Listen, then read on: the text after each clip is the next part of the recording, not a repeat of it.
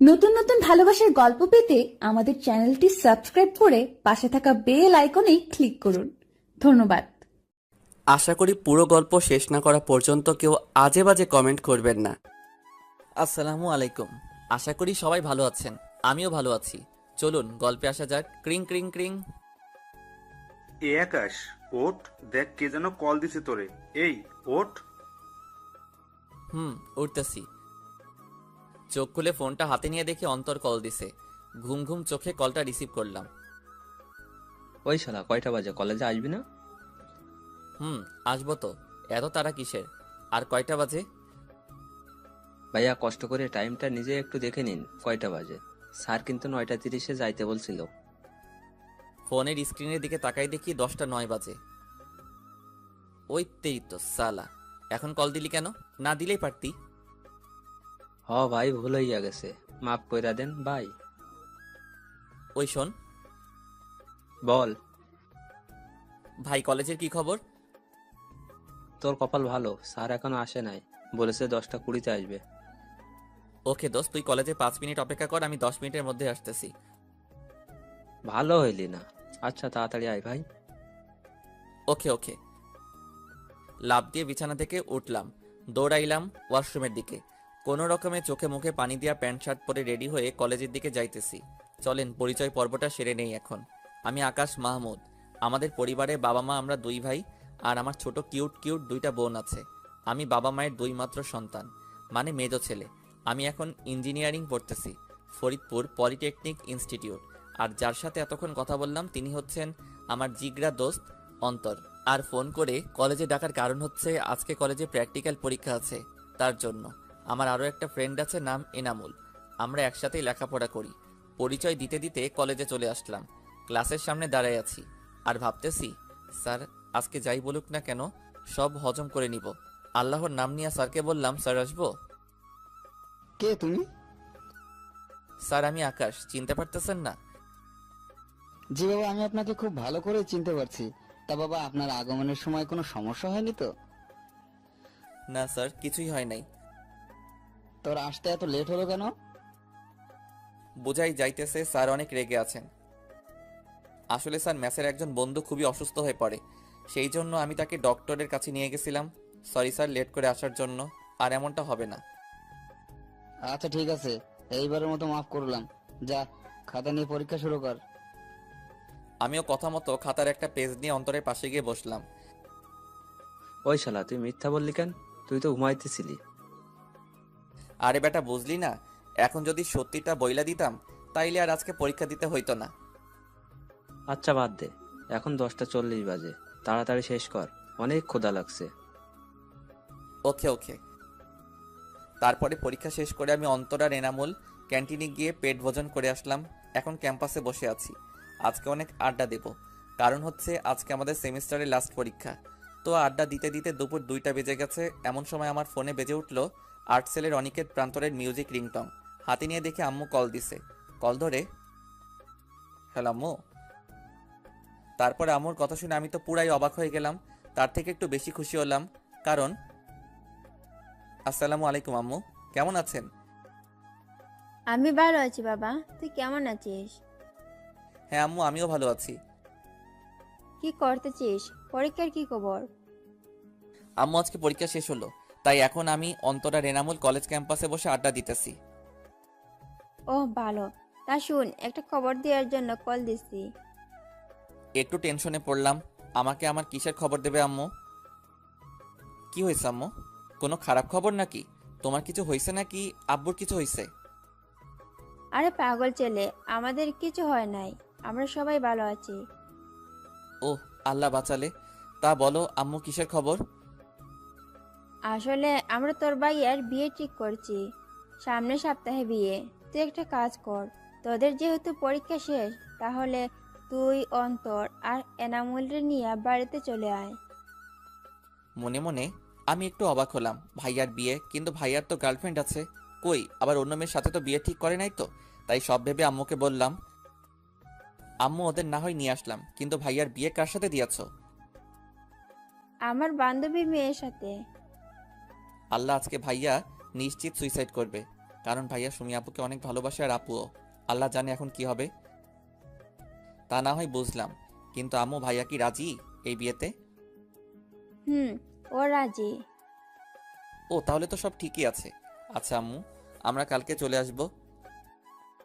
আচ্ছা ঠিক আছে, সাবধানে আসিস। আচ্ছা আম্মু, ভালো থাকো। কল কাটার পরে অন্তর আর এনামুল একসাথেই বকে উঠল, কিরে কিসের বিয়ের কথা বললি রে?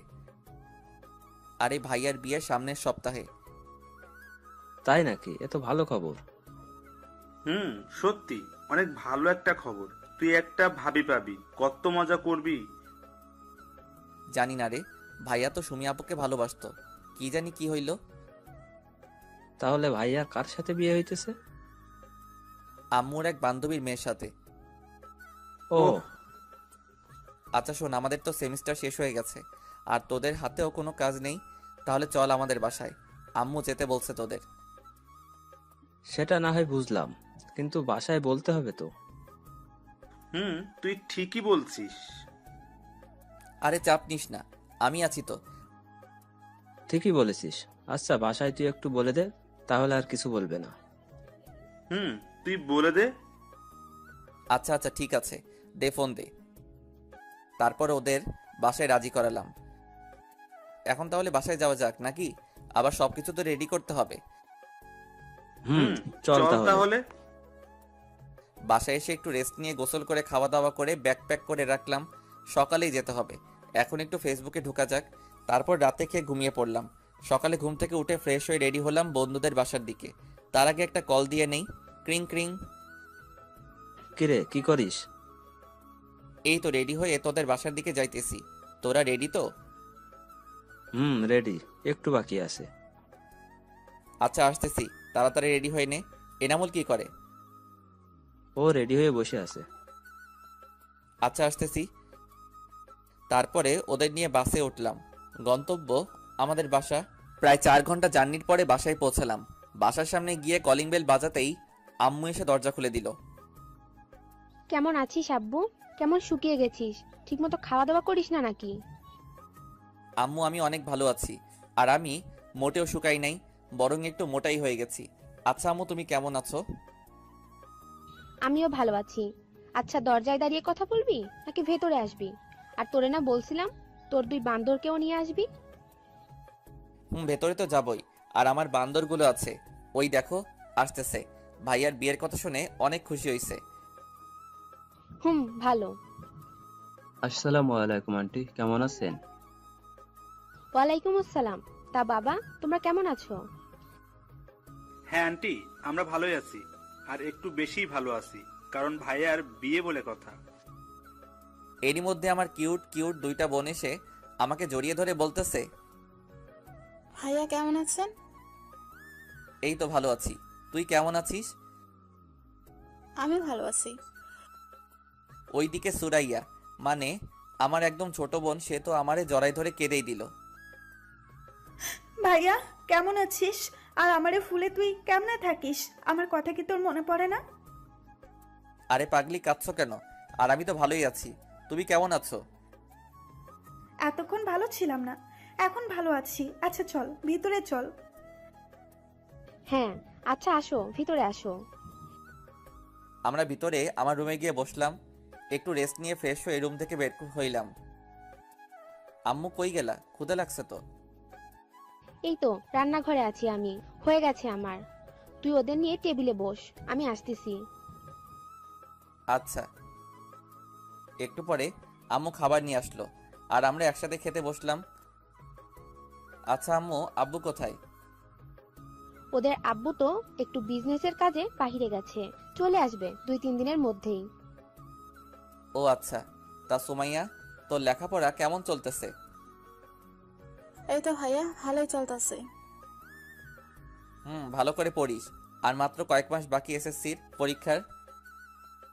আচ্ছা ভাইয়া। তা সুরাইয়া, আপনার কি খবর বুড়ি? ওই আমারে বুড়ি বলবি না, বলে দিলাম। আর আমার পড়া অনেক ভালো, সুমাইয়ার থেকেও। না রে ভাইয়া, ওর পড়ালেখা একদমই ভালো না। এই বছর একটা ফেল করেছিল। স্যার আমার চেনে, তাই স্যারের বললে পরের ক্লাসে উঠাই দিছি। ভাইয়া মিথ্যা কথা, আমি অনেক ভালো। ও মিথ্যা কথা বলতেছে। আমি মাত্র একটা বিষয় ফেল করছি। আচ্ছা আচ্ছা, কানতে হবে না। আমি তো জানি আমার বুড়িটা অনেক ভালো ছাত্রী। সে মাত্র একটা বিষয় ফেল করেছে, কিছুই হবে না। সামনের বার সে সবগুলাই পাস করবে। এইবার তো টুতে অনেক ভালো করবা, তাই না? ভাইয়া। হুম, আচ্ছা। ওই তোরা খা, কথা কম বল। তারপরে খেয়ে আমরা রুমে আসলাম। বিকেলের দিকে আমরা ঘুরতে বের হলাম। আমার কিছু এলাকার বন্ধুর সাথে বসে আড্ডা দিয়ে রাত 10টায় বাসায় আসলাম। তারপরে খাওয়া দাওয়া করে ঘুম দিলাম। এইভাবে 3 দিন পার করলাম। এর মধ্যে ভাইয়ারে কল করে বাসায় নিয়ে আসা হলো। ভাইয়া ঢাকা একটা সফটওয়্যার কোম্পানিতে চাকরি করে। দেখতে দেখতে গায়ে হলুদের দিন চলে আসলো। সন্ধ্যায় ভাইয়ার গায়ে হলুদের সময় একটা মেয়ের দিকে চোখ পড়ল। একটা হলুদ কালারের শাড়ি পরে আমার দিকেই আসতেছে। মেয়েরে দেখে ছোট্ট করে একটু ক্রাশ খেলাম। হলুদ শাড়িতে যা লাগছে না, মনে হচ্ছে প্রথম দেখাতেই ভালোবেসে ফেললাম। আমার সামনে এসে সোজা আমার মুখে হলুদ মাখাই দিল। আমিও কম যাই কিসে, আমিও হলুদ নিয়ে ওরে দিলাম মাখিয়ে। আবার আমারে দিল। এবার আমি দিয়ে দৌড় দিলাম।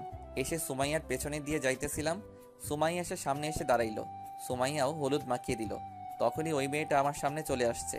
আর মেয়েটা সামনে আসতেই সুমাইয়া বলল, আরে মিথিলা, তোর এই অবস্থা হলো কি করে? এই যে আপনার ভাইয়ার জন্য। ওহ ভাইয়া, আপনারা তো বলাই হয় নাই। এর নাম মিথিলা, আমার বেস্টু। ও, ইনি তাহলে তোর বেস্টু? জি ভাইয়া। তো ভাইয়া কেমন আছেন?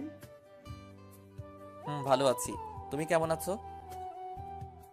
আমিও ভালোই আছি। তো ভাইয়া, আপনার বড় ফেয়ার তো হয়ে গেল, আপনার কবে হবে? হবে, সময় হলেই হবে। কি, আপনার এখনো সময় হয় নাই? কই না তো, আমি তো এখনো ছোট আছি। বড় হয়ে নেই, তারপরে করব। হ্যাঁ, সে তো দেখাই যাচ্ছে আপনি কত ছোট। হুম। দেখতে দেখতে গায়ে হলুদের পর্ব শেষ হলো। রাত 10টায় আমি, ভাইয়া আর আমার 2 বান্দর মিলে ছাদে গেলাম গল্প করার জন্য। ছাদে চেয়ারে কিছুক্ষণ নীরবতা পালন করলাম। একটু পরে ভাইয়া বলতে শুরু করলো, আকাশ ভাই, আমারে বাঁচা। আমি এই বিয়ে করতেই পারবো না। তুই তো সুমির বিষয়ে জানিস, ওরে ছাড়া আমি বাঁচতেই পারবো না। তুই কিছু একটা কর ভাই। ভাইয়া আমারে বলতেছো কেন? আম্মুকে বলতে পারো নাই কেন? ভয় বলতে পারে নাই। প্লিজ ভাই, তুই কিছু একটা কর, আমারে বাঁচা। আর তুই যদি কিছু না করিস, তাহলে আমি এখন বলতেছি, আমি আজকে রাত্রে সুইসাইড করব। কি বলতেছো ভাইয়া? তুমি কি পাগল হয়ে গেছো? হুম, আমি পাগল হয়ে গেছি। সুমিরে ছাড়া আমি আর কাউকেই ভাবতে পারি না। আচ্ছা ঠিক আছে, আমি কিছু একটা করতেছি। তারপরেও পাগলামো করো না। তুমি একটা কাজ করতে পারো ভাইয়া, আজকে রাতেই পালাই যাও। পরে যা হবে সেটা দেখা যাবে। তুই বাঁচালি আমারে ভাই। আজকে রাতে পালাবো, ঠিক আছে, কিন্তু কিভাবে? সেটা আমি কি জানি। এমনিতে তুমি আম্মুর ভয় কিছুই বলতে পারবা না।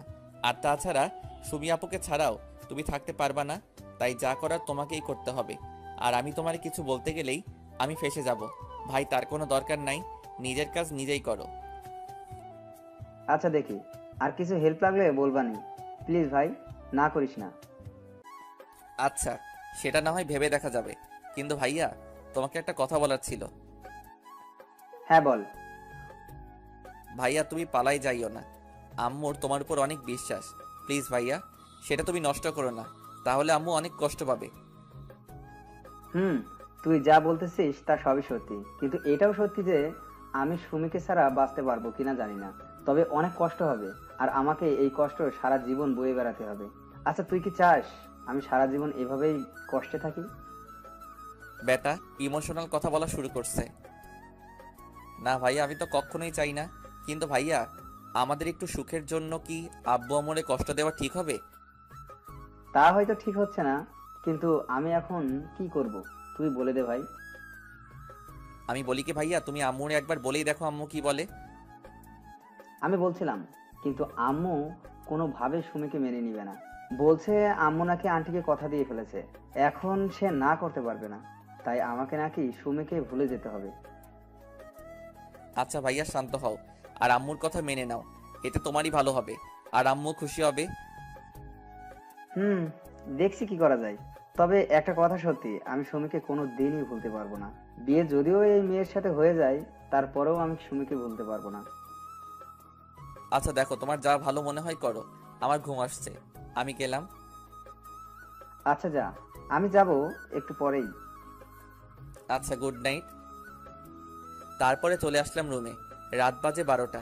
একটু ঘুমেও ধরেছে বটে, তারপরেও ফেবুতে ঢুকে আপনাদের জন্য গল্প লিখতে বসলাম। গল্প লিখতে লিখতে 2টা বেজে গেছে। তারপরে ঘুমাই গেলাম। সকালে কারো চিল্লাচিল্লিতে ঘুমটা ভেঙে গেল। দরজা খুলে বাহিরে আসলাম, দেখি আমুর মুখটা কালো হয়ে আছে। কিছুই বুঝতেছি না কি হয়েছে, সবারই একই অবস্থা।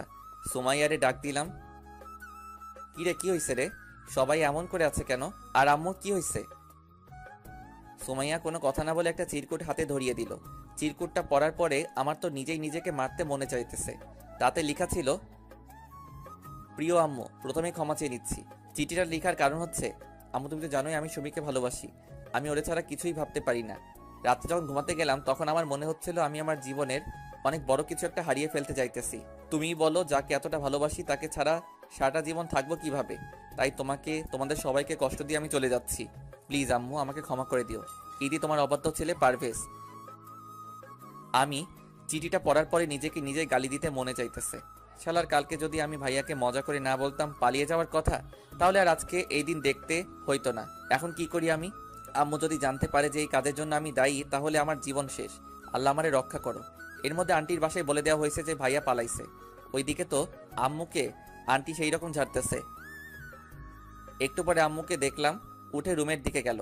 আমি আর এখন কি করব, তাই অন্তর আর এনামুলের নিয়ে ছাদে গেলাম ব্রাশ করতে করতে। আর তখনই সুমাইয়া পেছন পেছন বলতেছে আম্মু নাকি আমারে তার সাথে দেখা করতে বলতেছে। আল্লাহ, এখন আমি কি করি? তাহলে কি ভাইয়ার পালানোর কথা আম্মু জেনে গেল নাকি? আজকে তাহলে আমি শেষ। আল্লাহ, এবারের মতো আমারে বাঁচাই দাও, আর কোনোদিন কারোর উপকার করব না। ভয়ে ভয়ে আম্মুর রুমের সামনে গিয়ে আম্মুকে ডাক দিলাম, আম্মু আসবো? আমাকে ডাকছিলে নাকি? আর কথা আছে। আল্লাহ বাঁচাও। হ্যাঁ আম্মু বলো, কি বলবে? আমি একটা ডিসিশন নিছি, আশা করি তুমি আমার কথা একমত হবে। যাক, আল্লাহ বাঁচাইলা। তাহলে মনে হয় ভাইয়ার ব্যাপারটা জানে না। হ্যাঁ অবশ্যই আম্মু, তুমি যা বলবে তার সাথেই আমি একমত। আগে আমার মাথা ছুঁয়ে কথা দে যে আমি যাই বলবো তুই রাখবি। আম্মু এরকম করে বলতেছো কেন? আচ্ছা বলো তুমি, আমি রাখবো। না, তুই আগে আমার মাথা ছুঁয়ে কথা দে। আচ্ছা এই ধরলাম। এখন বলো আম্মু, তুমি যাই বলবে আমি তাই করব। কথাটা হলো, হ্যাঁ বলো। আমি তোর সাথে নিপার বিয়ে দিতে চাই, তুই কিন্তু কথা দিছিস। আম্মুর কথাটা শোনার সাথে সাথে মনে হলো আমি মাটির ভিতরে ঢুকে যাইতেছি।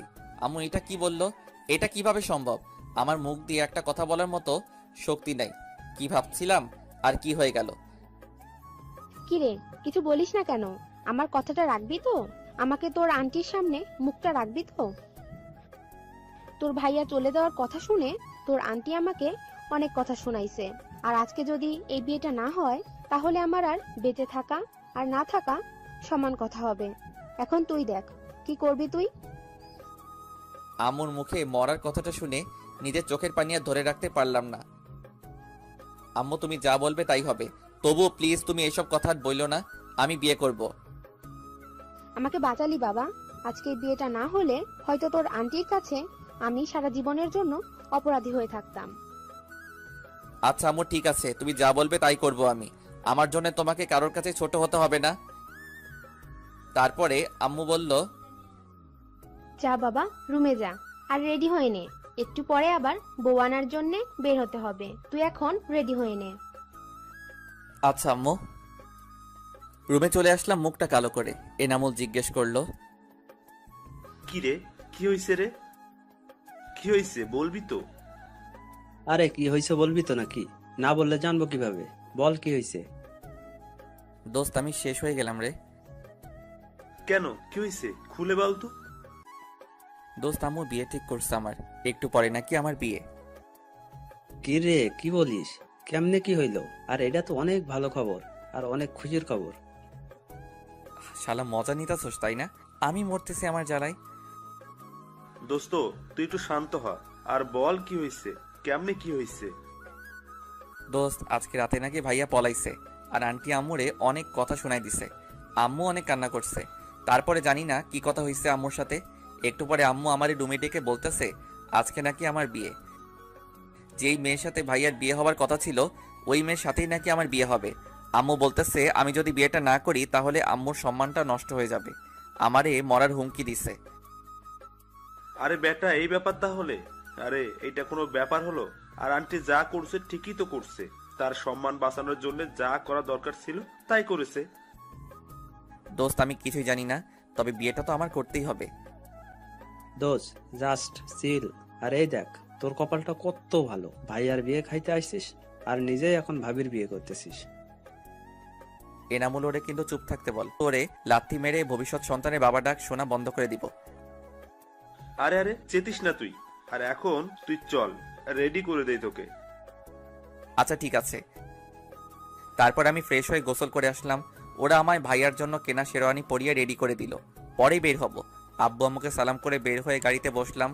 অন্তর এনামুলও আমার সাথেই বসছে। ওরা কথা বলতেছে আর আমার রাগ তুলতেছে। কিছুক্ষণ পরে আমরা বিয়ে বাড়ির সামনে চলে গেলাম। গাড়ি থামালো, ওরা সবাই নেমে গেছে। আমি একাই গাড়িতে বসে আছি। কিছুক্ষণ পরে আমাকে গাড়িতে নামিয়ে গেটের সামনে নিয়ে যাওয়া হলো। ওইখানে গিয়ে ধরলো কয়েকটা মেয়ে ঘিরে, বলতেছে টাকা চাই, টাকা না দিলে নাকি ভিতরে দেওয়া হবে না। কি আর করার, নিজের সম্মান বাঁচাতে পকেট থেকে 10 টাকার একটা নোট বের করে এনামুল রে দিতে বললাম। এনামুল টাকা দিতেই মেয়েগুলো পুরাই খেপে গেল। জামাই মানুষ এত কিপটা হয় জানতাম না। আজকাল কেউ 10 টাকা ভিক্ষাও দেয় না। গেল মেজাজটা 44 হয়ে। আমিও বলে দিলাম এইখানে তাহলে কিসের জন্য দাঁড়াইছেন? আমি তো ভাবছিলাম এইটার জন্যই দাঁড়াইছেন, তাই তো 10 টাকা দিলাম। অমনি এনামুল আর অন্তর আমার মুখ চেপে ধরলো আর বলতেছে, ওই বেটা, কি বলতেছিস সেইগুলা? চুপ করে থাক, মান সম্মান শেষ করিস না ভাই। আচ্ছা, আপনারা কত টাকা চান? বেশি না, 10,000 দিলেই হবে। মগের মূল্য পেয়েছেন নাকি? 10,000 টাকায় কয়টা শূন্য হয় জানেন সেটা? ওই মিস্টার, 10,000 টাকার 1 টাকা কম হলেও কিন্তু বউ নিতে দেব না। আচ্ছা, কিছুটা তো কনসিডার করেন। আচ্ছা ঠিক আছে, 9,990 দেন। কি বলতেছে? মাত্র 10 টাকা কমালেন? 10 টাকা তো কেউ ভিক্ষাও দেয় না। তাহলেই বুঝুন 10 টাকা আমাদের কিভাবে দিতে গেলেন। আচ্ছা সরি বলতেছি, এবার কিছু তো কমান। তারপরে অনেক দরদাম করে 5,000-এ ফিক্সড করলো, কিন্তু একটা শর্ত দিছে, সেটা মানতে হবে। আর অন্তত শালায়ও বোকার মতো রাজি হয়ে গেল কিছু না শুনেই। তারপরে বলল, সত্য সেরকম বেশি কিছুই না, জাস্ট একটা গেম হবে। ও এই ব্যাপার? আচ্ছা আগে বলেন তো দেখি কি গেম। এই যে দেখতেছেন শরবতের গ্লাসগুলো, এখান থেকে 1 গ্লাস শরবত নিয়ে একেবারেই খেতে হবে জামাইয়ের। আমরা খেলে হবে না? না, জামাই প্রথমে আমার সাথে যা, তার জন্য জামাইকে এই গেমটা খেলতে হবে। কি আর করার, গেম তো খেলতেই হবে। তবে এর মধ্যে কিছু সন্দেহের গন্ধ পাচ্ছি। দেখে শুনে ভালো এটা গ্লাস নিলাম আর একদমই খেয়ে নিলাম। একটু পরে বুঝতে পারলাম এটা মরিচের শরবত ছিল। আমার নাক কান দিয়ে গরম বের হইতেছে, চোখটা লাল হয়ে গেছে, কিন্তু কাউকে বুঝতে দিতেছি না। কি জামাই বাবু, কেমন লাগলো শরবতটা? হ্যাঁ খুব ভালো, কিন্তু মিষ্টিটা একটু বেশি হয়ে গেছিল। কিরে, শরবতগুলো চেঞ্জ হলো কিভাবে? কোন সবগুলা? শরবতে তো মরিচে করে দেওয়া ছিল, কিন্তু মিষ্টির শরবত কিভাবে আসলো আমি জানি না। তারপরে মেয়েটা আমাকে বলল, হো তাই নাকি, তাহলে ঠিক আছে। শালার আমি তো বুঝতে পারতেছি আমার ভিতর দিয়ে কি হয়ে যাইতেছে। গেটের সব দেনা মিটিয়ে ভিতরে ঢুকলাম। আমার স্টেজে বসিয়ে রাখা হয়েছে, কিন্তু আমার 2 বান্দর এর একটারও দেখা পাইতেছি না। হয় মেয়ে পটানোতে ব্যস্ত। যাই হোক, অনেকক্ষণ বসে থেকে মাজা ব্যথা হয়ে গেল। কি আর করার, বসে তো থাকতেই হবে। ওদেরকে ডেকে এনে ওদের সাথে আড্ডা দিলাম কতক্ষণ। তারপরে কাজী আসলেন আর বিয়ের কাজ সম্পন্ন করলেন। শ্বশুর বাড়িতে বিয়ের সকল ফর্মালিটিস মেনে এখন বিদায় সময় হয়ে গেল। মেয়েরা যে এত কান্না করতে পারে, আমার বিয়ে না করলে হয়তো জানতেই পারতাম না। বিদায়ের সময় শ্বশুর আব্বাজান আমার হাত ধরে বললেন, বাবা, আমার একমাত্র মেয়ে আমি তোমার হাতে তুলে দিলাম। তুমি ওরে একটু দেখে রেখো বাবা, ওরে কখনো কষ্ট দিও না। আব্বু আপনি চিন্তা করবেন না, আমি থাকতে ওর কখনোই কষ্ট হবে না। বাবা তুমি তো জানোই বিয়েটা কেমন করে হয়ে গেল। নেহাত তোমার আম্মু আমাদের এত বড় অসম্মানের হাত থেকে বাঁচিয়েছেন। আর বিয়েটা যেমন করেই হোক বাবা, এখন তোমরা স্বামী স্ত্রী, ওকে তুমি মেনে নিবে, আর ওরে কষ্ট দিও না। আচ্ছা আব্বু। এইবার আসলেন শাশুড়ি। বাবা আমার মেয়ে একটু রাগী, কিন্তু ওর মনটা অনেক ভালো। বাবা আমার মেয়েরে তুমি কখনো কষ্ট দিও না। আচ্ছা আম্মু। তারপরে তাদেরকে সালাম করে গাড়িতে গিয়ে বসলাম। বউও তাদেরকে জড়িয়ে ধরে অনেক কান্না করলো। তারপরে গাড়িতে আমার পাশে এসে বসলো, কিন্তু অনেকটা দূরে সরে বসলো। যাই হোক, বউ নিয়ে বাড়িতে চলে আসলাম। সবাই দেখি দরজার সামনে দাঁড়ায় আছে, হয়তো বউ বরণ করে ঘরে নিবে বলে। তো বউ নিয়ে বাড়ির দরজার সামনে গেলাম।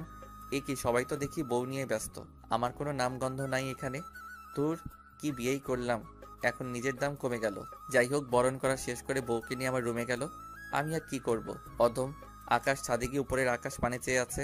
কিছুক্ষণ পরে হারামিগুলো আসলো, আর এসেই, দোস্ত কেমন আছিস? মজা নিতেছিস? দোস্ত দেখ, আজকে তুই ভাবি বিয়ে করে ফেললি। শালা ঠিক করে বল, তোর ভাবি বিয়ে করছি নাকি আমার ভাবি? ওই হলো একই কথা, তুই আমার ভাবিরেও বিয়ে করছিস, আবার আমার ভাবিরেও বিয়ে করছিস। এনামুল দোস্ত, ওরে চুপ করতে বল, আমি কিন্তু ওরে ছাদ থেকে ফেলে দিব। দোস্ত চেতিস না তুই, ও তো আর খারাপ কিছুই বলে নাই, সত্যি কথাই তো বলতেছে। এনামুল্লাহ শালা, তুইও ওর হয়ে কথা বলতেছিস?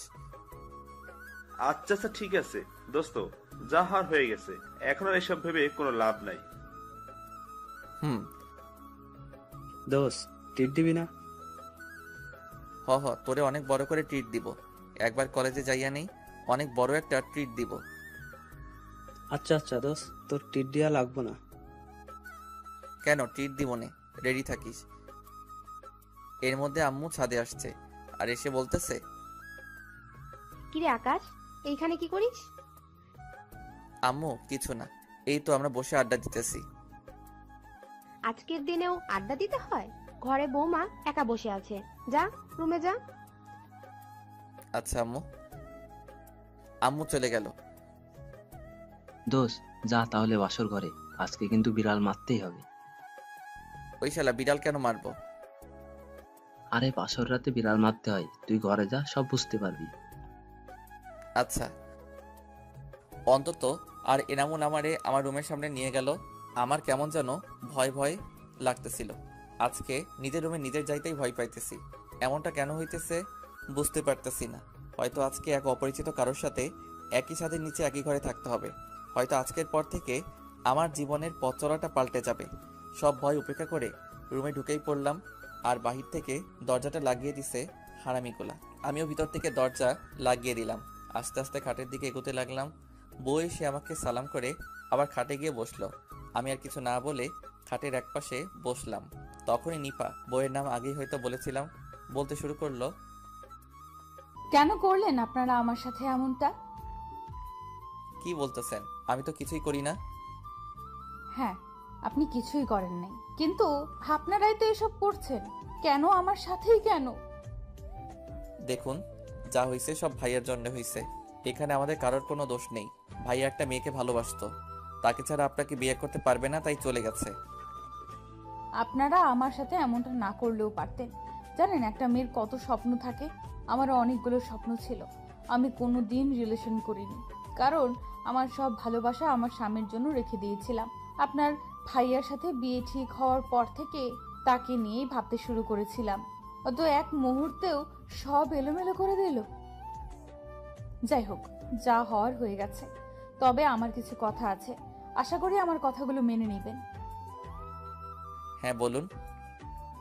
আমি এখনো আপনাকে স্বামী হিসেবে মেনে নিতে পারি নাই। হয়তো কোনো মেয়ের পক্ষেই এত তাড়াতাড়ি মেনে নেওয়া সম্ভব না, তাই আমার কিছুদিন সময় চাই। আশা করি আমি না বলা পর্যন্ত আমার কাছে আসার চেষ্টা করবেন না। ওকে, এখন আপনি ঘুমিয়ে পড়ুন। আমি আমার ড্রয়ার থেকে সিগারেটের প্যাকেট বের করে বারান্দায় গেলাম। আমি আবার সিগারেট খাই, তবে খুব বেশি না, অল্প। গিয়ে দরজাটা বাইরে থেকে বন্ধ করে দিলাম। রাত তখন 1টা বাজে। সিগারেট খাচ্ছি আর ভাবছি নিপার কথা। সত্যি আমরা ওর সাথে হয়তো খারাপ করেই ফেলেছি। এমনটা ভাই আর না করলেও পারতো। সত্যি তো, একটা মেয়ের অনেকগুলো স্বপ্ন থাকে, আর আমরা তা নষ্ট করে দিলাম। হ্যাঁ, আমাকে ওর কথাগুলো মানতেই হবে। ও যতদিন নিজ ইচ্ছায় না বলবে ততদিন আমি ওরে টাচ করব না। অনেকক্ষণ বসে থেকে কেমন ঘুম ঘুম পাচ্ছে। এইদিকে সিগারেটও শেষ, যাই গিয়ে ঘুমিয়ে পড়ি। রুমে ঢুকতে দেখলাম নিপা ঘুমিয়ে আছে। ওর চুলগুলো ফ্যানের বাতাসে উড়ে একবার মুখে পড়ছে, আবার সরে যাচ্ছে। ঘুমন্ত অবস্থায় একটা মেয়েকে এতটা সুন্দর লাগে আমার আগে জানা ছিল না। আমি একধ্যানে চেয়ে আছি। মন চাইছে একবার গিয়ে ওর চুলগুলো ছুঁয়ে দেই, একবার ওর নরম ঠোঁটগুলো ছুঁয়ে দেই, কিন্তু না, আমি তো এইটা করতেই পারি না। ও নিজেই বারণ করছে। যাই হোক, অনেকক্ষণ এইভাবে দাঁড়িয়ে থেকে ভাবলাম এখন আমি কোথায় ঘুমাই। একই খাটে ঘুমাইতে গেলে রাতে হয়তো টাচ লেগে যেতে পারে, তার থেকে ভালো আমি সোফায় ঘুমাই। যেই ভাবা সেই কাজ, সোফায় ঘুমিয়ে পড়লাম। সকালে ঘুম ভাঙলো কারোর ডাকে। চোখ খুলে দেখি নিপা ডাকতেছে। হয়তো মাত্রই গোসল করছে, চুল থেকে পানি টপ টপ করে পড়তেছে, মুখেও কিছুটা পানির ফোঁটা লেগে আছে। এক নজরেই তাকিয়ে আছি ওর দিকে। এ যেন এক নেশার মতো কাজ করছে। সবকিছুই আমার এলোমেলো হয়ে যাচ্ছে। আমার নেশা কাটলো নিপার ডাকে। এই যে কি হলো, ডাকছি শুনতে পাচ্ছেন না? কি হলো, কথা বলছেন না কেন? হ্যাঁ হ্যাঁ, কি কি হলো, কতক্ষণ ধরে ডাকতেছি, শুনেন নাই নাকি? হ্যাঁ না মানে না। হ্যাঁ কি না শুরু করছেন? উঠেন, আম্মু ডাকতেছে, খেতে যাওয়ার জন্য বলতেছে। ও হ্যাঁ, আচ্ছা আপনি নিচে যান, আমি ফ্রেশ হয়ে আসতেছি। আচ্ছা। আমি চলে গেলাম ওয়াশরুমে। ফ্রেশ হচ্ছি আর ভাবতেছি কি আছে ওর মাঝে। যখনই তাকাই কেমন যেন হয়ে যায় আমি। ফ্রেশ হয়ে বের হয়ে দেখি নিপা দাঁড়িয়ে আছে। আমি বললাম, কি হলো, আপনি নিচে যান নাই? না, ভাবলাম একসাথেই যাই। আমি আগে গেলে আবার কি না কি ভাববে। আচ্ছা ঠিক আছে, আপনি দাঁড়ান, আমার হয়ে গেছে। তারপরে বের হলাম দুইজনে, গিয়ে টেবিলে বসলাম। আমার পাশে নিপা বসলো। তারপরে খাওয়া দাওয়া শেষ করে রুমে চলে আসলাম। একটু পরে নিপাও চলে আসলো আর এসেই বলতেছে, এই শুনুন, আজকে আমাদের বাসায় যেতে হবে, বিকেলে রেডি হয়ে থাকবেন। কেন আপনাদের বাসায় যেতে হবে কেন? বিয়ের পরে সবারই যেতে হয়। আচ্ছা ঠিক আছে। তারপরে দুপুরে খেয়ে দিয়ে বন্ধুদের নিয়ে একটু ঘুরতে বের হলাম। আর সারাটা সময় আমারে জ্বালাই খাইছে। সন্ধ্যার একটু আগে আম্মু কল দিল। হ্যালো আম্মু। ওই হারামজাদা, কই তুই? আম্মু আমি তো একটু মাঠের দিকে। কেন, কি হয়েছে? তোরে বৌমা সকালে বলে নাই আজকে ওদের বাসায় যেতে হবে? আম্মু ভুলে গেছি। তাড়াতাড়ি বাসায় আয়, তোর শ্বশুর আসছে। আচ্ছা আম্মু। ফোনটা রেখে ওদেরকে নিয়ে বাসায় চলে গেলাম। গিয়ে দেখি শ্বশুর আসছে, সাথে আরো কয়েকজন। গিয়ে সালাম করলাম, তারপরে কিছু কথা বললাম। সন্ধ্যার পরে গেলাম শ্বশুর বাড়ি, সাথে আমার 2 বান্দরও আছেন। শ্বশুর বাড়ি গিয়ে মনে হয় বিপদেই পড়ে গেলাম। এত খাতির যত্ন। খাবার টেবিলে গিয়ে তো আমি অবাক, এত খাবার আর কমপক্ষে 30 পদে রান্না করছে। যাই হোক, খাওয়া দাওয়া করে রুমে গেলাম। আমাকে নিপার রুমে থাকতে দেওয়া হয়েছে। বউ বলে কথা, বউয়ের সাথেই তো থাকতে দিবে। রাতে ঘুমাইতে গিয়ে বাঁধলো আরেক সমস্যা, ওর রুমে সোফা নেই। আমি এখন কোথায় ঘুমাবো? কি হলো, ঘুমাবেন না? হ্যাঁ ঘুমাবো তো, কিন্তু আপনার রুমে সোফা নেই, ঘুমাবো কোথায়? থাক, সোফা খুঁজতে হবে না, আপনি খাটেই ঘুমান, সমস্যা নেই। আর নিজে ঠিক থাকলেই সব ঠিক। আচ্ছা। ঘুমাইতে গেলাম, মাঝে একটা কোলবালিশ দিয়ে ঘুমাইলাম। সকালে ঘুম থেকে উঠে তো আমি পুরাই অবাক। চোখ খুলতে দেখি নিপা আমাকে জড়িয়ে ধরে আছে। ঘুমন্ত অবস্থায় নিপাকে ঘুমপড়ির মতো লাগতেছে। আমি মুগ্ধ নয়নে দেখছি, কি অপরূপ সৌন্দর্য। কতক্ষণ তাকিয়েছিলাম জানি না। একটু পরে মনে হলো নিপা নড়ে চড়ে উঠছে। নিপা চোখ খুলতেই আমাকে ওর দিকে তাকিয়ে থাকতে দেখে কিছুটা লজ্জায় পড়ে গেল। সরি, আমি আসলে বুঝতে পারিনি। It's okay. তারপরে ফ্রেশ হতে গেলাম। ফ্রেশ হয়ে এসে রুমে বসে আছি, এমন সময় নিপা আসলো রুমে আর বলল খেতে ডাকে আম্মু। আমিও চলে গেলাম খেতে। খাওয়া দাওয়া করে আবার রুমে চলে আসলাম। একটু পরে কিছু শালিকা আসলো, রুমে এসেই বলতেছে, কি দুলা ভাই, রাত কেমন কাটলো আমাদের আপুর সাথে? আরে সেটা দুলাভাইকে দেখেই বোঝা যাচ্ছে, রাতটা ফাটাফাটি কাটছে। কি দুলাভাই, ঠিক বললাম তো? হ্যাঁ একদম ঠিক বলছো। তার দুলা ভাই শুধু আপুকে নিয়ে থাকবেন? আমাদেরকে কি একটু সময় দিবেন না? হ্যাঁ কেন নয়, আমার এত সুন্দর সুন্দর শালিকারা আছে আর আমি তাদের সময় দিব না? এটা কি হয়? এই তো আমার দুলাভাইয়ের মতো কথা। তাহলে আজকে আমাদের ঘুরে নিয়ে যাবেন? আচ্ছা নিয়ে যাব, কিন্তু আমি তো এখানে কোথাও ঠিক মতো চিনি না। আরে দুলা ভাই, আপনার চিন্তা হবে না, আমরা আছি তো। আপনি শুধু আমাদের সাথে যাবেন। আচ্ছা। এর মধ্যেই নিপা চলে এলো রুমে, আর এসেই ওদেরকে পাঠিয়ে দিল রুম থেকে। এই যে মিস্টার। আকাশ? হ্যাঁ, আপনাকে ওরা কি বলতেছিল? কই কিছু না, এমনি আড্ডা দিচ্ছিলাম। আমি কিছু শুনেছি, সো মিথ্যা বলবেন না। আরে ওরা বলতেছিল আজকে ঘুরতে যাবে, তাই আমাকে নিয়ে যাবে। ও, তা আপনি কি বললেন? আমি আর কি বলবো, এত সুন্দর সুন্দর শালিকারা আমাকে ধরছে, আমি কি না করতে পারি? ও ভালো। নিপা আর কিছু না বলে রুম থেকে চলে গেল। বিকালে শালিকাদের নিয়ে ঘুরতে গেলাম। অনেক ঘুরে সন্ধ্যায় বাসায় ফিরলাম। রাতে খেয়ে ঘুমিয়ে পড়লাম। সকালে উঠে ফ্রেশ হয়ে নাস্তা করে সবার থেকে বিদায় নিয়ে বাসায় চলে আসলাম। এইভাবেই চলে গেল বেশ কয়েকদিন। এরই মধ্যে আমাদের কলেজ খুলে গেল, কিন্তু আমি একটা বিষয় এখনো জানতাম না, আর তা হলো নিপাও নাকি আমাদের কলেজে পড়ে। কিন্তু কিভাবে কি? আমি তো রোজ কলেজে যাই, তাহলে ওকে আগে কখনো দেখি নাই কেন? আম্মুর কাছে বিষয়টা জিজ্ঞেস করাই বললেন ও নাকি হোস্টেলে থাকে, আর হোস্টেল থেকে বেশি বের হয় না, আর যখন বের হয় তখন বোরখা পরে বের হতো। যাই হোক, পরের দিন সকালে কলেজের উদ্দেশ্যে বের হব, এমন সময় আম্মু বললেন, আকাশ, তুই আর বৌমা যেহেতু একই কলেজে পড়িস, তাহলে তুই ওকে নিয়ে যা। এত দূরের রাস্তা, আগে তো ওর আব্বু ওকে দিয়ে আসতো, এখন তুই আছিস, তুই ওকে নিয়ে যা। কি আর করার, ওকে নিয়ে বের হলাম। সবার থেকে বিদায় নিয়ে ওকে নিয়ে বাস স্টেশনে গেলাম। টিকিট কাটলাম, দুইজন পাশাপাশি সিটে বসলাম। গন্তব্য কলেজ। ও, আপনাদের তো বলতে ভুলেই গেছি, এনামুল আর অন্তর নিপাদের বাসা থেকে এসেই চলে যায় ওদের বাসায়। কলেজে পৌঁছাতে 4 ঘন্টা লেগে গেল। এর মধ্যে নিপা বাসে ঘুমিয়ে পড়েছিল, আমার কাঁধে মাথা রেখেই ঘুমিয়েছিল। বাস থেকে নেমে একটা রিক্সা নিলাম, ওকে কলেজ গেটে নামিয়ে দিয়ে আমি আমার মেসে চলে গেলাম।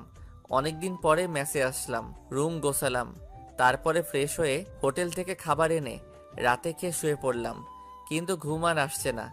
এতদিন তো একসাথে ঘুমাতাম, মাথায় এখন শুধু নিপা। অনেক কষ্টে ঘুমালাম। সকালে ফোনের শব্দে ঘুমটা ভেঙে গেল। তাকিয়ে দেখি আননোন নাম্বার, রিসিভ করি নাই, তাই বেশ কয়েকবার রিং হচ্ছে। বিরক্ত হয়ে রিসিভ করলাম। হ্যাঁ, কে বলছেন? আর এত সকাল সকাল ফোন দিছেন কেন? আমি নিপা বলতেছি। আপনি এখনো ঘুমিয়ে আছেন? ও আপনি? না, আসলে অনেক রাত পর্যন্ত জেগেছিলাম তো, তাই উঠতে একটু দেরি হয়ে গেছে।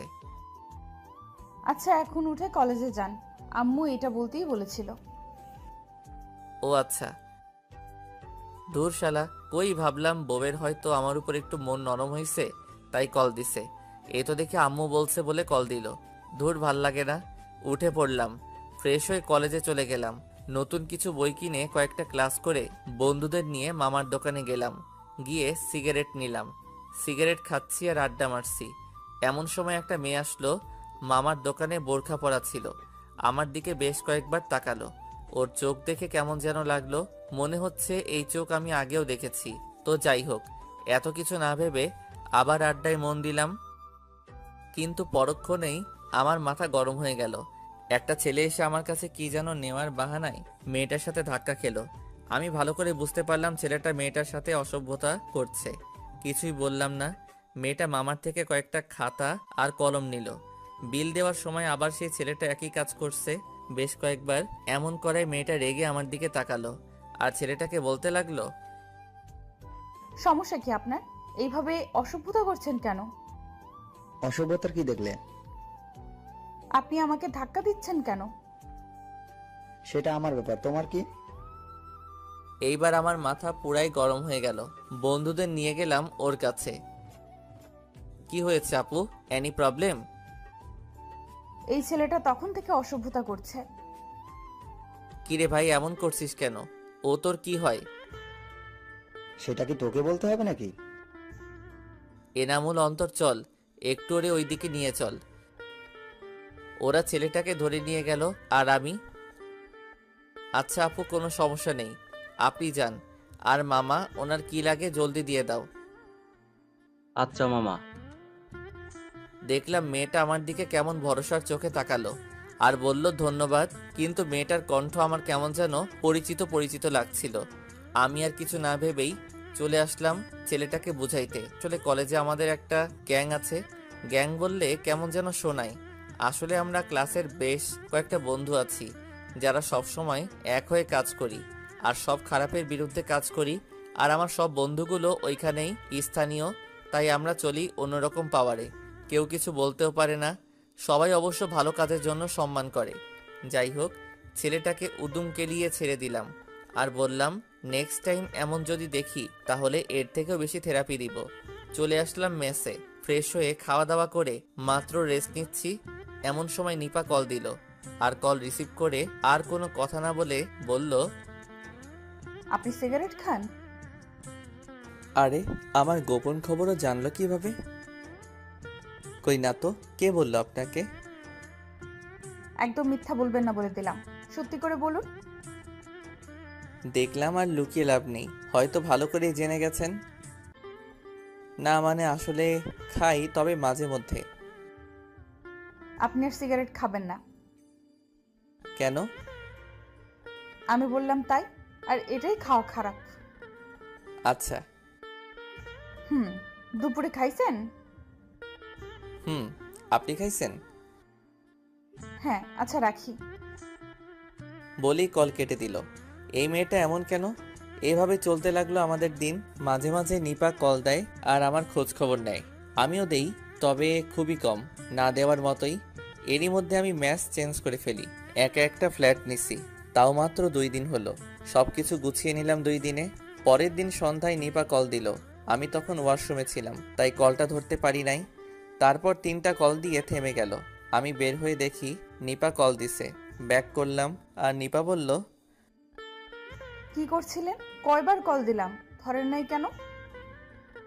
আসলে আমি ওয়াশরুমে ছিলাম, তাই ধরতে পারি নাই। তা এই সময় কল দিলেন? একটা সমস্যা হয়েছে, তাই কল দিলাম। কি বলেন সমস্যা মানে? আপনাকে কেউ কিছু বলছে? না, তেমন কিছু না। আসলে হোস্টেলে অন্য একটা মেয়েকে নিয়ে একটা সমস্যা হয়েছে, যার জন্য হোস্টেল সুপার হোস্টেলে কিছুদিনের জন্য বন্ধ দেওয়া হয়েছে। সমস্যা যদি সমাধান হয় তাহলে আবার খুলতে পারে। ও তাহলে তো অনেক বড় সমস্যাই হলো। আচ্ছা এখন কি করবেন? কিছুদিনের জন্য কি বাসা থেকে ঘুরে আসবেন? না, কলেজে অনেক ইম্পর্টেন্ট ক্লাস হচ্ছে, এমন সময় ক্লাস মিস দেওয়া ঠিক হবে না। ও তাও তো। আচ্ছা এখন কি করা যায়? মনে মনে ভাবতেছি একবার আমার এখানে থাকার কথাটা বলেই দেখি কি বলে। পরক্ষণে আবার ভাবলাম না থাক, আবার উল্টাপাল্টা কিছু মনে করে যদি, তাই আর বললাম না। কিন্তু আমাকে অবাক করে নিপা বলল, আচ্ছা একটা কথা বলতাম, যদি আপনার সমস্যা না হতো। আরে বলুন। যদি কিছু মনে না করেন তাহলে কি আমি আপনার কাছে কিছুদিনের জন্য থাকতে পারি? আরে কি বলছেন? আমার সমস্যা হবে কেন?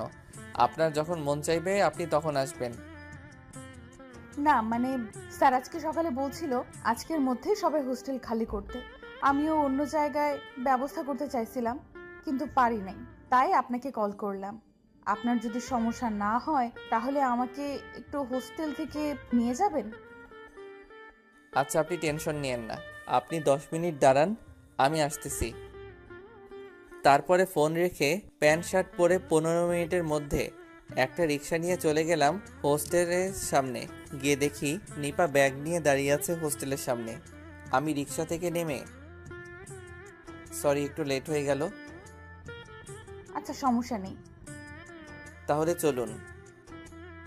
আমি ব্যাগগুলো নিয়ে রিক্সায় রাখলাম আর নিপাকেও রিক্সায় তুললাম।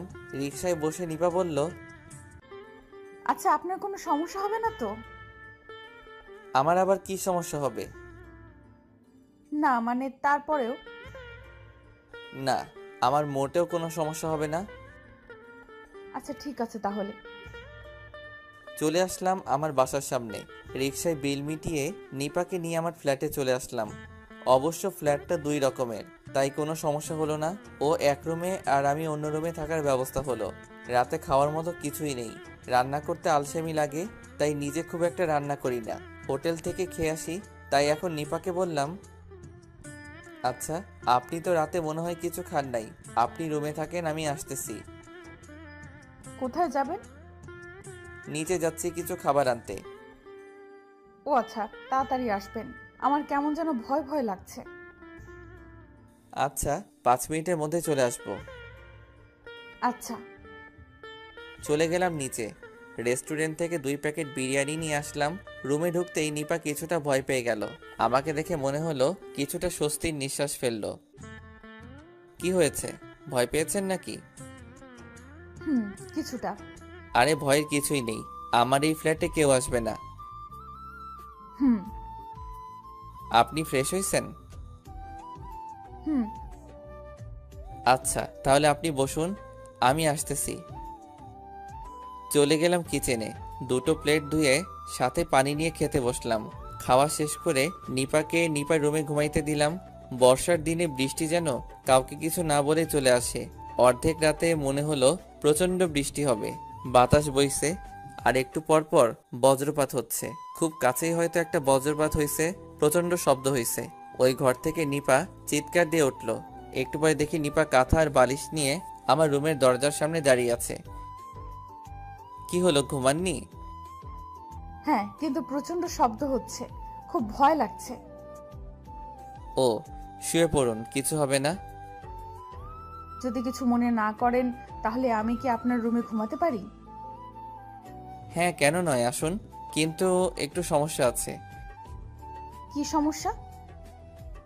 আসলে আমার বেড তো একটা, আর একটু ছোট বটে, তাহলে কিভাবে কি? সমস্যা নেই, আমি থাকতে পারবো। আচ্ছা ঠিকই আছে, তাহলে আসুন। হুম।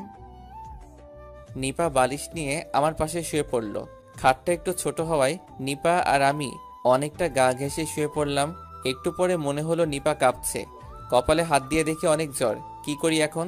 তাড়াতাড়ি উঠে পড়লাম আর একটা গ্লাসে পানি আনলাম আর আমার রুমালটা ভিজিয়ে ওর কপালে জলপট্টি দিতে থাকলাম। এতে দেখি ও আরও কাঁপছে, মনে হয় শীত লাগছে। তাই আমার কম্বলটা ওর গায়ে তুলে দিলাম আর জলপট্টি দিতে থাকলাম। তারপরেও দেখি শীতে কাঁপছে। এখন কি করব কিছুই মাথায় আসছে না। আর কিছু না ভেবেই আমিও ওর সাথে কম্বলের নিচে ঢুকলাম আর ওকে শক্ত করে জড়িয়ে ধরলাম। এতে হয়তো কিছুটা ওর শরীরের কাঁপুনি কমেছে। ওকে এইভাবে জড়িয়ে ধরে কখন যে ঘুমিয়ে পড়লাম মনে নেই। সকালে চোখ খুলে দেখি এখনও আমি ওকে জড়িয়ে ধরে আছি আর নিপা আমার আগে জেগে গেছে আর আমার দিকে তাকিয়ে আছে। আমি তাড়াতাড়ি ওকে ছেড়ে দিয়ে একটু দূরে সরে গেলাম আর নিপা হয়তো বাস্তবে ফিরে এসেছে। আমি বললাম, সরি, আসলে রাতে। থাক, বলতে হবে না, আমি জানি। ও আচ্ছা, আপনি কিছু মনে করেন নাই তো? আমি কি মনে করব? আপনি আমাকে ধরতেই পারেন। বুঝলাম না। আপনার বুঝতেও হবে না। আচ্ছা আমার বুঝতে হবে না, এখন দেখি তো জ্বর আছে কিনা। এই বলে ওর কপালে হাত দিলাম। না, এখন আর জ্বর নেই। কিন্তু ও কি বলল আর আমার বুঝতে হবে না কেন? যাই হোক, তারপর ওকে বললাম, এখন কেমন লাগছে? এখন অনেক ভালো লাগছে। আপনি আমার সেবা করছেন আর আমি কি ভালো না হয়ে থাকতে পারি? হইছে, এখন আর এত কথা বলতে হবে না। আপনি উঠে ফ্রেশ হয়ে নিন, আমি খাবার নিয়ে আসতেছি। খাবার আনতে হবে না, আপনি বাজার করে নিয়ে আসুন, আমি রান্না করব। কি বলছেন আপনি? এখন অসুস্থ, আপনি পারবেন না। আমি বলছি না আমি ঠিক আছি, আপনি বাজার করে নিয়ে আসুন, আমি পারবো। কি আর করার, বাজার করেই আনলাম আর আসার সময় কিছু হালকা খাবার নিয়ে আসলাম। সকালে রান্না করে দুইজনে খেয়ে কলেজে চলে গেলাম। আসার সময় ওকে নিয়েই ফিরলাম। রাতে আবার একই অবস্থা, আবার জ্বর। কি আর করা, গত রাতের মতো আজকেও জলপটি দিলাম, পরে জড়িয়ে ধরে শুয়ে পড়লাম। কিন্তু আজকে কেমন যেন লাগছে নিজের ভেতরে, হয়তো নিজের ভিতরে পুরুষত্ব জেগে উঠতেছে। অনেক কষ্ট করে কন্ট্রোল করলাম, তবুও মন চাইছে কিছু একটা হয়ে যাক। ও তো আমারই স্ত্রী, আমার সম্পূর্ণ অধিকার আছে ওর উপরে। এসব ভাবছি এমন সময় নিপা জ্বরের ঘরে আমাকে জড়িয়ে ধরে আর জ্বরের ঘরে বলতে থাকে, আকাশ, আমি তোমাকে ভালোবাসি, কিন্তু তুমি আমাকে একটুও ভালোবাসো না। আকাশ, কেন আমায় ভালোবাসো না? আমি কি দেখতে খারাপ? কি নেই আমার মাঝে? তোমার কি একবারও মন চায় না নিজের বউকে আদর করতে? আকাশ, আমি তোমাকে সত্যি অনেক ভালোবাসি, একবার আমাকে ভালোবেসেই দেখো। এই নিপা, নিপা কি বলছো এইসব আবল তাবল? আকাশ, আমি তোমাকে সত্যিই অনেক ভালোবাসি, প্লিজ আমাকে একটু আদর করো, একটু ভালোবাসো আমায়। এই বলে নিপা আমাকে আরো জোরে ঝাপটে ধরে আর এতটা কাছে চলে আসে যে আমি ওর হার্টবিট এর প্রতিটা ধ্বনি শুনতে পাচ্ছি। ওর ঠোঁট আমার ঠোঁটের এতটাই কাছে যে গরম নিঃশ্বাস আমার মুখে এসে পড়ছে। হঠাৎ আমার ঠোঁটে নরম কিছু একটা স্পর্শ পেলাম। বুঝতে আর বাকি রইল না এটা নিপার ঠোঁট। তারপরে ওকে সরিয়ে দেওয়ার চেষ্টা করলাম, কিন্তু ও এমনভাবে জড়িয়ে ধরে আছে যে আমি এক চুল পরিমাণ সরতে পারছি না। এইদিকে আমার ঠোঁটের সামনে কিস করেই চলেছে। নিজেকে আর আটকে রাখতে পারলাম না, আমিও রেসপন্স করতে শুরু করলাম।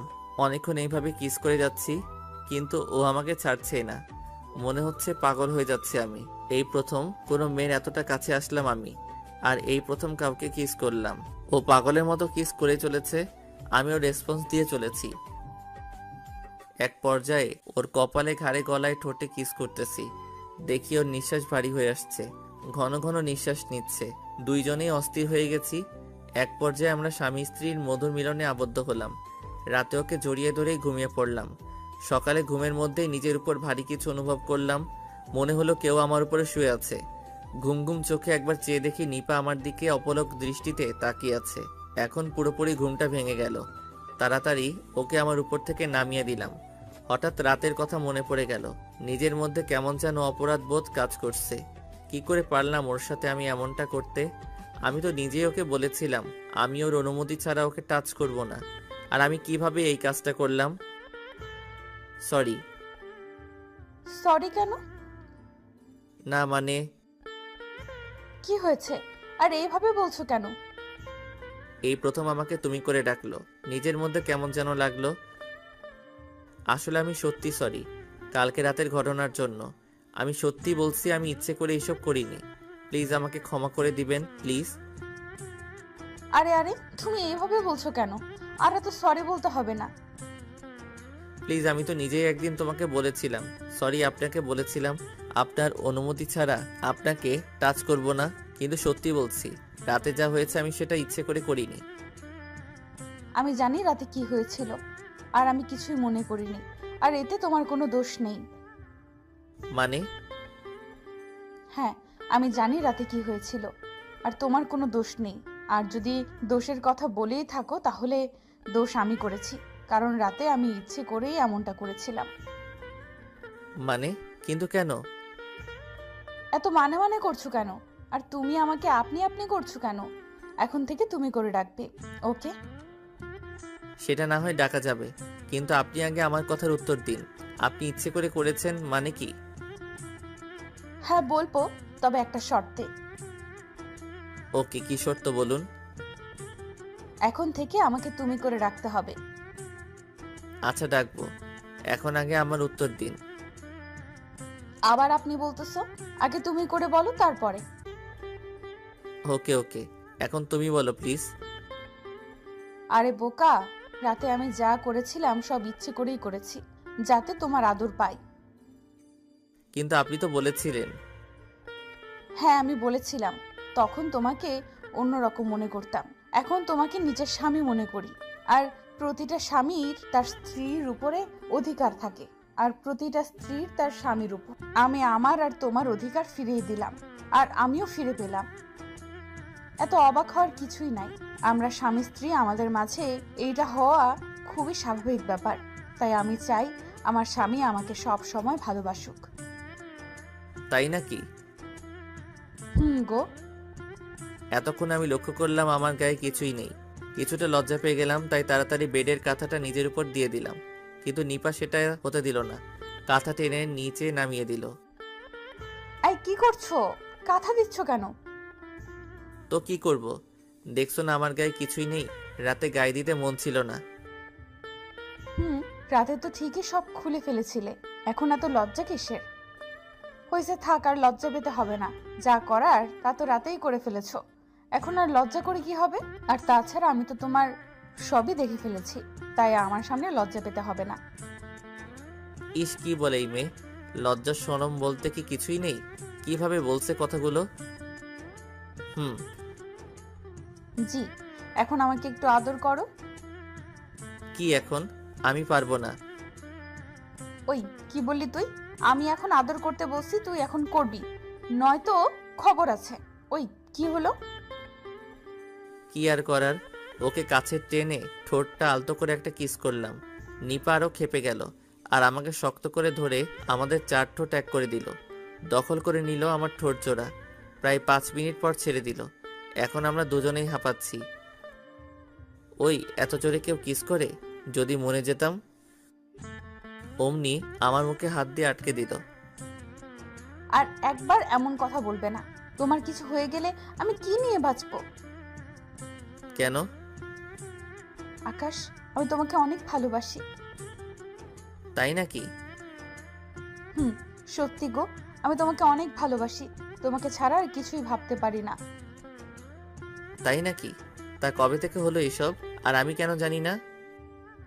তোমার মনে আছে একদিন দোকানে বসে তুমি আড্ডা দিচ্ছিলে, আর তখন বোরকা পরা একটা মেয়ে দোকানে আসে, আর তখন একটা ছেলে ওই মেয়েকে ডিস্টার্ব করছিল, আর তখন তুমি ছেলেটাকে অনেক মেরেছিলে। হ্যাঁ, ওয়েট ওয়েট ওয়েট, তুমি এসব কিভাবে জানলে? যেই মেয়ের জন্য ছেলেটাকে মেরেছিলে ওই মেয়েটাই আমি ছিলাম। কি, ওইটা তুমি ছিলে? হুম, ওইটা আমি ছিলাম।